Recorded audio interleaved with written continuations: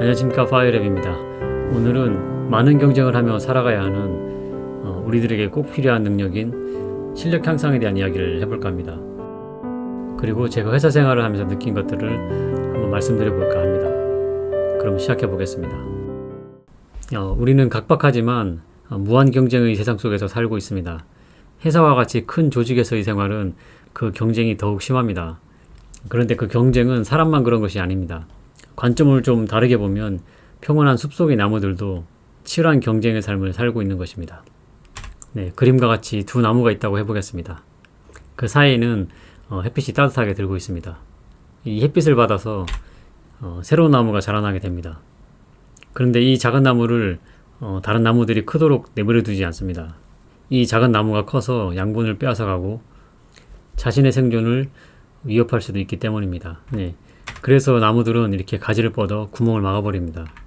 네, 그러면 자신은 더욱 성장하고 새로운 경쟁자는 말라버리는 것입니다. 저는 이런 과정이 생존을 위해서 어쩔 수 없는 것이라고 생각을 합니다. 이 숲속의 평온함과 따뜻한 햇살도 살아남은 나무들의 특권이다, 이렇게 생각을 합니다. 네, 이런 경쟁의 삶은 우리 사람들에게도 동일하다고 생각을 합니다. 네, 과거에는 생존과 직접적으로 연관된 식량이라든지 땅과 같은 것으로 경쟁을 했습니다. 그러나 요즘에는 그런 것들은 과거에 비해서 아주 풍족한 상태입니다. 요즘의 경쟁은 그런 것들보다는 좀 더 나은 삶과 행복, 이런 것을 추구하기 위한 경쟁입니다. 네, 그리고 인간은 사회적인 동물이기 때문에 결국은 다 모여 살게 되어 있습니다. 이렇게 모여 살게 되면 결국 서로를 비교할 수밖에 없고 누군가는 상대적인 박탈감을 느끼게 됩니다. 네, 우리는 이러한 박탈감으로부터 우리를 보호하기 위해서라도 경쟁은 피할 수 없고 경쟁력을 가져야 된다고 생각을 합니다. 저는 누구나 생존 능력이 있다고 생각을 합니다. 조상으로부터 물려받은 자기만의 비밀병기가 있는 것입니다. 달리기를 잘하는 사람, 그림을 잘하는 사람, 또 말을 잘하는 사람, 수학, 언어, 어떤 분석을 잘하는 사람, 이렇게 사람마다 다 각자의 능력을 가지고 있습니다. 그런데 이런 사람의 능력은 좀 오묘한 구석이 있습니다. 그 위에서 말한 것처럼 딱 떨어지지 않는다는 것입니다. 예를 들면 이런 겁니다. 소심하기도 하고 사람의 마음을 잘 읽기도 하고 공감을 잘하고, 그렇지만 계산은 잘 못하고 상황 파악은 잘하고 요리를 잘하고 말은 못하고 글은 잘 쓰고 이런 것처럼 아주 오묘하게 이런 것들이 섞여서 자신의 능력을 제대로 파악하기는 쉬운 것이 아닙니다. 네, 이렇기 때문에 자신이 어떤 능력을 가지고 있는지 파악을 하기 위해서는 공을 들여서 탐구를 해야 한다고 생각을 합니다. 제가 사회생활을 하면서 살펴본 바로는 저에게 사회생활은 주로 회사 생활이 될 것 같습니다. 사람마다 자신의 능력에 대한 인식을 다르게 하고 그것에 따라서 행동도 다르게 한다는 것을 알게 되었습니다. 그것에 대해서 제가 느꼈던 것을 한번 정리해 봤습니다. 네, 우선 자신의 부족함을 인식을 하고 있고 그것을 인정을 하는 사람들이 있습니다. 이런 분들은 자신의 부족함을 성실함과 근면으로 보완을 합니다. 자기가 부족하다는 것을 인지를 한다는 것은 자기가 잘할 수 있는 것도 인지하고 있을 가능성이 매우 높습니다. 네, 그래서 이런 분들은 기회가 와서 자신이 잘할 수 있는 일을 맡게 되면 큰 성과를 내고, 또 회사 같은 경우에서는 에이스로 거듭나기도 합니다. 이런 부류의 사람들은 사실 능력이 부족하다기보다는 지금 하고 있는 일이 자신의 능력과 맞지 않아서 그런 경우가 많은 것 같습니다. 네, 다음으로는 부족하지만 잘난 척을 하는 부류입니다. 여기에는 또 크게 두 가지 부류가 있습니다. 우선 스스로 못난 것을 인지는 하지만 그것을 들키기 싫어하는 사람들이 있습니다. 좋게 보면 승부욕이 있어서 그럴 수도 있고 자존감이 부족해서 그럴 수도 있습니다. 이런 행동은 스스로 자신의 발전 기회를 놓치게 만드는 것 같습니다. 또 다음으로는 자신이 못났다는 것을 모르고 잘난 척을 하는 부류가 있습니다. 이런 사람들이 사실 주변 사람들을 가장 힘들게 하는 사람들입니다. 이런 사람들은 본인의 부족함도 잘 파악하지 못하기 때문에 남의 의견을 잘 받아들이지 못합니다. 일명 소통이 잘 안 되는 것입니다. 이런 사람들과 회의를 하면 할수록 결론은 안 나고 점점 산으로 가게 되는 그런 일이 많이 발생합니다. 만나게 되면 아주 답답한 경우가 많습니다. 네, 세 번째입니다. 잘났지만 못난 척을 하는 사람들입니다. 대부분의 우리나라 사람들이 이 부류에 속하는 것 같습니다. 예, 겸손이 미덕이라고 알고 있고 잘난 척은 좋지 않은 행동으로 알고 있습니다. 네, 저는 겸손은 미덕이라고 생각을 하지만 이 행동을 냉철하게 파악해 보면 좋은 점만 있는 것은 아닌 것 같습니다. 내가 좀 못난 척을 하면 주변 사람들은 나로부터 우월감을 느끼게 됩니다. 또 먹이사슬에서 이 우위를 점했다는 생각으로 마음이 편해지기 때문에 그 먹잇감을 괴롭히지 않습니다. 네, 그러나 포식자들은 자신의 먹잇감에게 절대 존중이나 존경심을 가지지 않습니다. 그리고 그 먹잇감들이 내는 결과물을 그 아무런 가책 없이 빼앗아가는 겁니다. 이 먹잇감이 반항을 못할 것을 알고 있고 반항을 하더라도 쉽게 제압할 수 있다 이런 생각을 하기 때문입니다. 이런 상황을 여러 번 겪게 되면 나중에는 후회를 하게 되는데 그때는 이미 늦은 겁니다.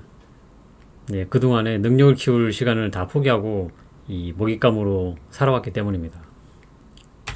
네, 마지막으로는 자신이 잘난 것을 잘 알고 적극적으로 잘난 티를 내는 사람들입니다. 네, 처음에는 이런 사람들이 일명 좀 꼴보기가 싫기 마련입니다. 그러나 주변을 살펴보면 이런 부류의 사람들이 잘 나가는 것을 볼 수 있습니다. 또 잘 나가는 사람들 중에 이렇지 않은 경우는 거의 드문 것 같습니다. 이 잘난 티를 내는 것은 처음에는 거부감이 들기 마련이지만 네, 시간이 좀 지나서 이 사람들이 그 능력을 인정해주는 시기가 되면 그 잘난 티는 카리스마로 인식이 되게 됩니다. 또 그런 카리스마에 사람들이 더 끌리기 마련입니다. 네, 그래서 스스로 좀 잘났다고 생각하는 부분이 있으면 자신감이 있을 경우에는 그 잘난 것을 과감하게 티를 내는 것이 그리 나쁜 것이 아니다라는 생각을 하게 됐습니다. 사실 저도 그런 것을 잘 하지는 못합니다. 사람들에게는 이런 어려운 경쟁의 삶에서 우리를 승리로 이끌어줄 사람이 필요합니다. 예, 승리의 방법을 알려주거나 나의 성장을 위해서 본받을 사람이 필요한 것입니다. 이런 사람들에게 존경을 표하고 이 사람들이 내는 결과를 감히 뺏으려고 들지 않습니다. 네, 그래서 저는 이런 경쟁의 삶 속에서 경쟁력을 가지려면 이 네 번째 사람들의 방식을 이해를 하고 배울 필요가 있다고 생각을 합니다. 네, 저희 회사 생활에서의 경험담을 짧게 소개하면서 마무리를 한번 해볼까 합니다. 제가 외국으로 출장을 다니면서 아주 크게 느꼈던 것입니다. 이 대부분의 우리나라 사람들은 겸손을 미덕으로 알고 자신을 낮춥니다. 저도 사실 겸손하다는 말을 들으면 기분이 좋고 그것이 또 사회생활 할 때 필요하다고 생각을 합니다. 네, 하지만 이런 겸손과 관계된 행동의 부정적인 면을 좀 더 살펴볼 필요가 있다고 생각을 합니다. 우리가 이런 겸손을 위해서 못난 척을 좀 하게 되면 그 못난 척 뒤에 숨을 수가 있습니다. 제가 어떤 일을 그르쳤다고 할 때 제가 부족해서 또는 제가 입사한 지 얼마 안 돼서 또는 이것은 제 전공 분야가 아니라서 이렇게 숨을 공간이 생기는 것입니다. 평소 겸손하기 위해서 부족한 것처럼 말을 하고 다녔기 때문에 그 뒤에 숨는 것도 가능한 것입니다. 네, 그런데 제가 출장에서 본 외국 사람들은 우리와는 전혀 달랐습니다. 그 사람들은 자기가 잘나는 경우에 티를 아주 적극적으로 내는 것입니다. 네, 겸손이 미덕이라고 하는 우리에게는 거의 허세로 느껴질 정도입니다. 그 잘난 티의 부정적인 부분은 이제 허세가 되겠지만 그 긍정적인 부분을 한번 살펴볼 필요가 있습니다. 제가 미국으로 출장을 갔을 때의 일입니다. 각 회사의 대표들과 부사장 레벨들이 다 모인 워크숍이었습니다. 이렇게 중요한 큰 회의에서 담당자로 나온 사람이 대학을 갓 졸업한 신입사원이었습니다. 네, 그 회사의 부사장도 참석을 했고 그런 중요한 회의에서 그 신입사원이 자기가 그 분야의 전문가라고 말을 하면서 의견을 적극적으로 표출을 하고 다양한 반론도 막 제기를 하는 겁니다. 네, 그 회사의 부사장도 그 신입사원의 의견에 아무런 딴지를 걸지 않고 뭔가 다소 부족하지만 자기 회사의 대표 선수로 인정을 해주는 겁니다. 예, 우리나라 같으면 상상도 못할 일인 거죠. 신입사원이 그 크고 중요한 회의에서 다른 회사의 CEO가 얘기하는데 손들고 그건 잘못했다 이렇게 신입사원이 까는 겁니다. 네, 그런데 이런 충격적인 장면을 출장을 다니면서 여러 번 봤습니다. 네, 그 신입사원은 몇 년이 지난 후에 포스가 넘치는 초고수가 되어 있었습니다. 네, 그렇게 되는데 한 3년 정도 걸린 것 같습니다. 우리나라의 신입사원이 3년이 지나면 아직도 신입사원인 것하고 아주 큰 차이가 있는 겁니다. 이렇게 사람이 자기가 잘난 티를 당당하게 내면 사실상 숨을 곳이 없게 되는 겁니다. 자기 한 말에 대해서 책임을 질 수밖에 없고 실수는 용납이 되지 않는 것입니다. 네, 그런 것을 잘 알고 있기 때문에 그 신입사원은 아마 그런 회의 전에 뼈를 깎는 노력으로 준비하지 않았을까 그런 생각을 하게 됐습니다.